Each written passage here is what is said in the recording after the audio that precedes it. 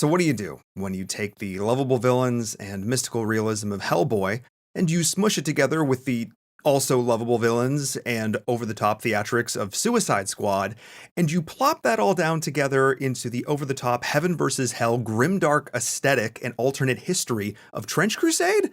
Well, you get The Devils by Joe Abercrombie, the newest book that he has put out, not in the world of the First Law, but in a brand new world and universe, one that I am very excited to continue to go back to. It's kind of no secret, if you've watched my First Law review on this channel, that I am definitely a bit of a Joe Abercrombie fanboy, and this book absolutely delivered. This will be a two-part review. A lot of folks generally just sort of talking about this from a spoiler-free perspective. I will continue to do that here, give a brief overview of the book, my initial impressions, and whether or not I think you should read it. Spoiler alert, yes, you should read this book.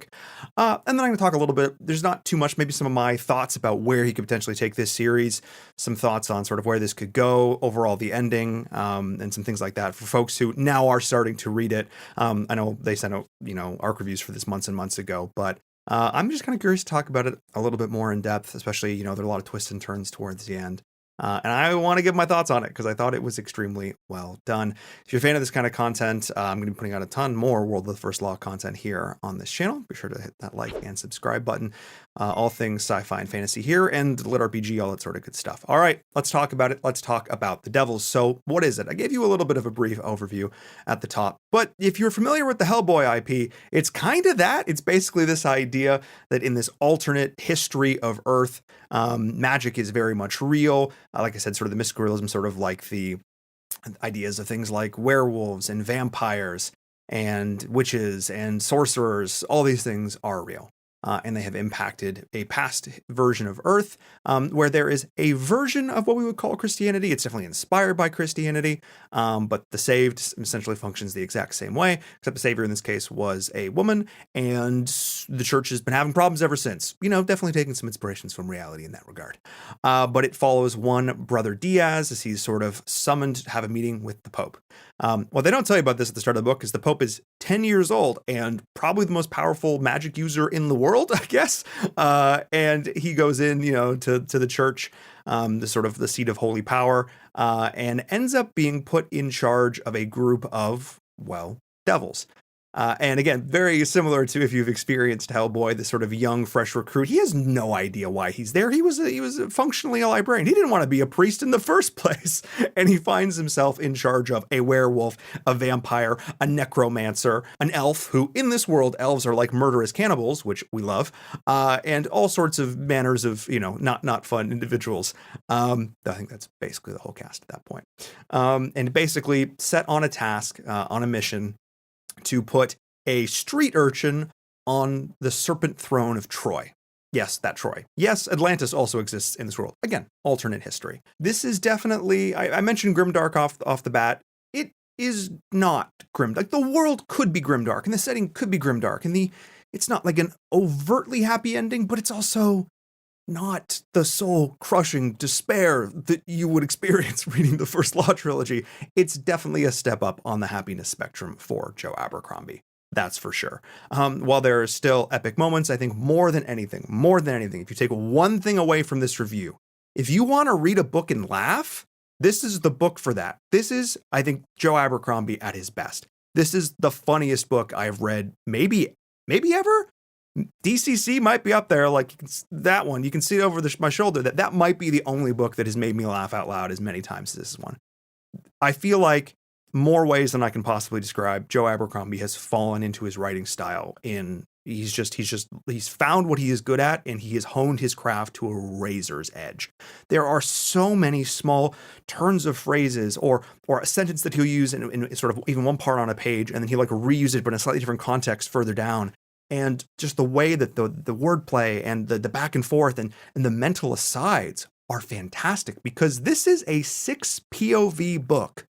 Yeah, that's a lot. But what's incredibly unique about this book is that all 6 POVs are, for most of the book, together. Because when I say 6 POVs, you're probably thinking of like a big epic or high fantasy book. You're probably thinking of like a Game of Thrones. You're probably thinking of like a Stormlight Archive, of which 6 is, a pitiful amount in comparison to how far that goes. but they're often spanned over entire countries or over entire worlds and these big interweaving stories that eventually come together.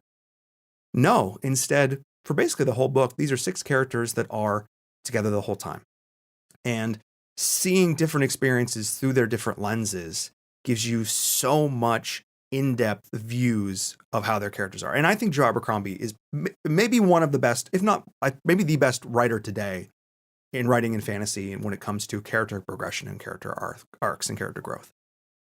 None of the characters at the start of this book, I mean, you have ideas of where they might go, but every single one of them is a completely different and reasonably changed character from when you first meet them. Maybe with one exception, but still. Overall, it's, again, just a masterclass. This book is so funny. It's so compelling. It's fast-paced. You lean into the characters. Every single POV, you instantly know whose head you swapped into, because sometimes you head hop even in the same chapter. You have this the way the chapters work, it's basically always like that. But you basically fall into, again, when, the werewolf Viga, who is this, Viking raider, who even before she was bitten by a werewolf was, raiding and pillaging all up and down, the shores of Europe and, killing people for fun and for sport. But seeing how she looks at the world versus Sunny, as an example, who is an elf who turns invisible when you hold your breath. Looking at you, Malorion, or however the heck you say that name. There are so many things about this that are so tongue-in-cheek and so many nods. If you've had, like myself, the misfortune of watching The Last Witch Hunter, which was a book where Vin Diesel gets cursed by a witch with the curse of immortality, then you might enjoy some aspects of it as a Templar, enjoy some aspects of this book. I don't know if it's on purpose, but at the same time, man, there are just so many great little moments throughout this. The action sequences are phenomenal, and there are quite a few of them in this book. They don't drag out. They feel rewarding. The action is there. The results, you feel, is there a little bit of Deus Ex Machina maybe, but maybe not. You know what I mean? And it's just, again, the characters are great. And even the little side quests they go on. Again, every single one is not a waste. Every single one is character growth and character development. There is not a wasted page on this book. I talk about books that, my last review, I talked about maybe some, not flubby writing, but, things that maybe could have been drilled down a little bit more, maybe edited a little more heavily. I don't think there's really any part of this book. I sat down and my girlfriend's like, well, what would you rate this book? And I didn't. My gut instinct wasn't quite to give it a 5, maybe just on principle, but there's nothing I'd really change about this book. It's so good. Again, every single time I picked it up, I just found myself laughing almost instantly. There's so many moments where the last line of a character's POV, this oh crap moment, and you're just killing yourself laughing because you can just imagine the facial expression or the scenario or whatever. And there's so many times it seems like they're down and out. And again, watching this lovable band of villains, come together and overcome these different obstacles, it's just so fun and so rewarding every time, even if you have a sense of where things are going to go. Because this book definitely has some twists and turns towards the latter half, and I'll get into that a little bit in the spoiler section. But again, if you're someone who has read Joe Abercrombie, read this book. If you're someone who's been told to read Joe Abercrombie, but maybe you're someone who traditionally reads more like romantasy or something like that. Maybe, I don't know how you would have stumbled across this video if that's the case, and if you're still here, amazing. Maybe you're somebody who doesn't, maybe high fantasy or cozy fantasy or something. You've been told to read Joe Abercrombie, but World of the First Law is just too depressing. And I will be honest, it is depressing. You were not lied to if that's what you were told. This is a good place to start. It's a lot lighter. It's still heavy, but not nearly as heavy. Way more, if it was even possible to lean in more into the humor, it does. And I think this is actually a fantastic place to start. I kind of honestly would akin this to a Tress of an Emerald Sea. A lot of people say, I don't personally. I have a whole video on talking about a whole reading order for Brandon Sanderson. But a lot of people give Tress as a starting point to the Cosmere because it is such a light, introduction to his writing and his prose, though it's very different. Part of the reason I don't recommend it. But in this case, I actually think that if you're someone who is looking to get into Joe Abercrombie's writing, this is where you start. If you're looking to get into his sense of his humor, you will instantly know whether you like it or not. You can hear every single character's voice the second the words jump off the page. There is this run-on sentence at the start of the book, and I literally had to go and check. I'm like, Is there a period in the sentence? There's not. It's like it's a paragraph. But by the end of it, I read it twice and I'm just laughing because it's how humans think, or maybe it's how closer to how I think. I don't know. I just instantly was able to relate and connect with these characters, and you just instantly get so much personality for them. Oh my God, it just drips off the page. I am gushing. Yes, I'm aware. I'm fanboying a lot. But The First Law was probably my favorite series that I read in 2024. And I just read Empire of Silence, first book in the Sanctuary series, one of my favorite books, if not my favorite read so far in 2025. I think the next book I read may have usurped that. This is as close as I get to a perfect book.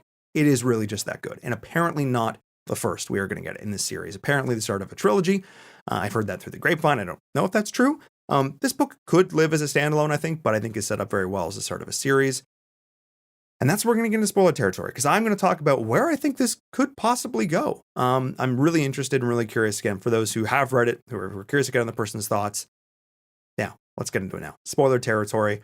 Talk about the back half of this book, because as I think all of us who are familiar with the Lord Grimdark, we were expecting things weren't going to go 100% according to plan. I was looking at this book, and I'm like, oh, we've made it. She's crowned. Great. Why is there 100 pages left? This ain't gonna be a happy ending.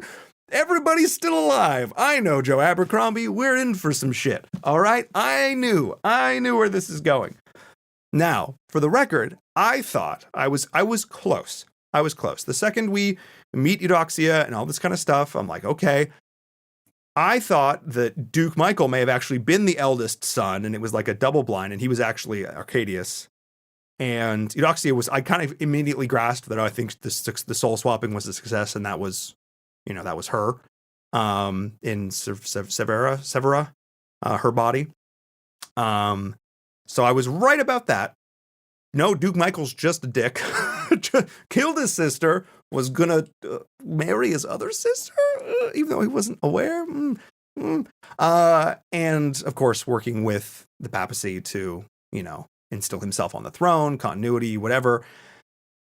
Again, maybe a virtuous intention, thinking he was the person destined to lead. But let's be honest, how many people who think they're the ones who are destined to lead are actually fit? As the old expression goes, those who seek leadership are often the least suited for it. And the idea that a street urchin from, who's grew up an orphan may actually be really well suited to the throne.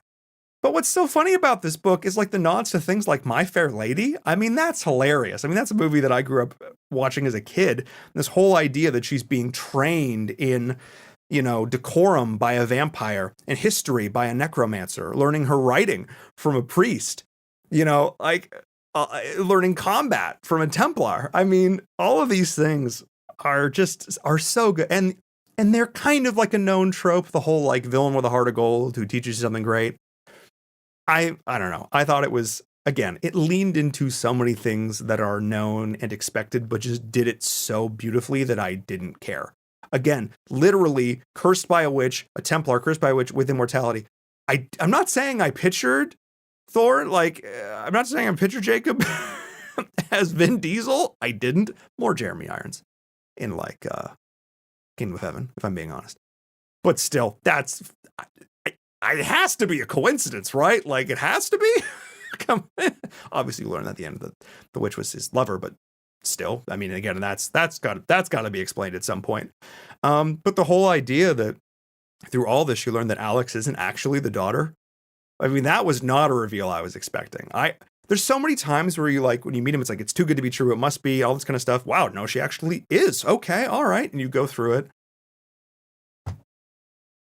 Okay. I known surprises and twists and unknown surprises and twists. Like, it had, you know what I mean? Like, just let's throw that. And it just reveals it to Sunny, never comes up again. She's still going to be there. And then I love the fact that while Brother Diaz absolutely did grow a spine, kind of came into his own, I love the idea that he never turned into a warrior. I love the idea that there was no training arc and training montage. And by the end of this, he's actually a fierce warrior in his own right and a holy paladin of whatever, warrior priest or warrior monk or whatever. I love the fact that they didn't do that. That while he did grow a spine and still put himself out there and still was involved, when it came down to it, his skill and his strength was in books and in law and in minutia and details and negotiations. And they still showed and showcased his strength and that he didn't need to change who he was. And then again, some other people did try and change, and all the different arcs. I think Baron Rickard probably was the only one who didn't really, I would say, have any progression. I would say Vega tried, and at the end of the day, can we rise above our own base instincts? I would say Sonny had a really good arc and progression, but again, the fact that it's still an Abercrombie book at the end of this, while it still had a quote unquote kind of happy ending, obviously Batista and everything not making it. That was not the death I was expecting. I thought we were going to get Jacob to actually finally get his glorious death, and I thought we were actually going to lean into more of an outright objective happy ending. So it was interesting that we toned it back. And again, this is where I think it's obvious that it's setting up more of a series. Now, my question for you, if you're still watching, are we going to come back to the same cast of devils? Obviously, we set up sort of a replacement for Batiste. We set up this new, Granny or whatever her name was, Deckard, I think, Mother Deckard, coming in. Are we going to follow them more? Is Alex still going to be? Obviously, the end goal, it is the end of days. The Pope is actually the second coming of the Savior. It is eventually going to come down to very a la Game of Thrones, the war with the elves, this war with this, ridiculous unknown force, because we haven't seen another elf other than Sonny. So we don't really know what they're like. We know they can be very human and kind and nice, but what are they actually like? We've just seen their weapons. We've just heard stories. So, yeah, I'm really curious. Do we think it's going to be the same cohort of devils? Is it going to be new? Is there going to be much of a time skip or any at all? I don't know. And that's really my question. Where do you think this, because there's so many ways we can take this. I think enough was done that we are going to come back to the same group. I don't know if Alex is going to be as much of a fixture and Brother Diaz. I think maybe their stories it is about the devils at the end of the day. And what was really interesting about this is there really wasn't a main character in this story. I mean, I think on paper it kind of was Brother Diaz, but then it really was Alex, but everyone's time was split so beautifully. Is this the first book that I've ever read maybe that just truly doesn't have a main character? Because they all felt, they were all the protagonist. They were all special. And looking at where it started and looking where we ended, it's really hard to say. So yeah, do you think we're going to stick with the same group? Is it going to change up a little bit? Are we going to swap people out? Is there going to be much of a time skip, if any? I assume it's about the end of the world, about the eventual conflict with the elves. I think that's the only one thing I'm fairly confident about. But yeah, I really don't know. This could go sort of in any direction. I'm really curious to see what you all think. I'm curious if you all had as much of a good time as I did with it. This was a romp. This was awesome. This was sick. I really, really love this book. It's going to have a place of honor there on my shelf for a long time to come. I can't wait. So yeah, if you guys like this video, if you're excited for more First Lock content here on the channel, because I still have to make videos about these books and you can't see them. I have Joe Abercrombie's, I think, entire collection of written works, if I'm being I don't think I'm missing any. So there's going to be more of those videos here on the channel in the coming months. So if you're looking forward to that kind of stuff, of course, again, be sure to like and subscribe. And I will see you all next time. Cheers.